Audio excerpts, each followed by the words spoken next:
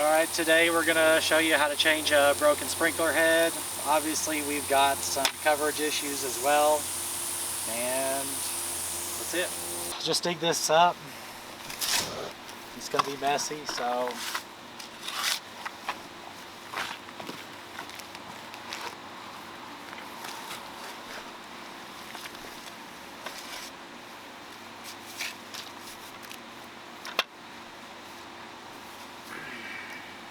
just unscrew the old head, counterclockwise of course.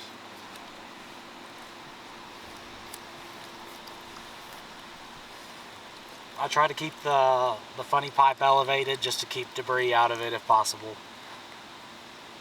Screw the new head on.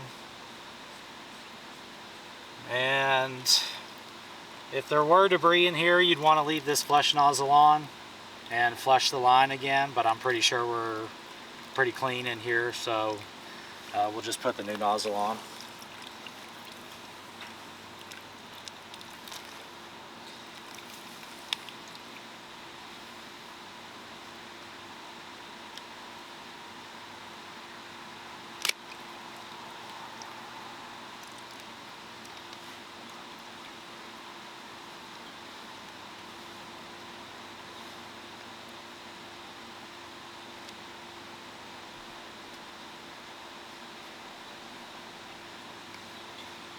And the nozzle has kind of like spray marks to show where the water comes out, so you just kind of align those up where they need to go and fill the hole back up.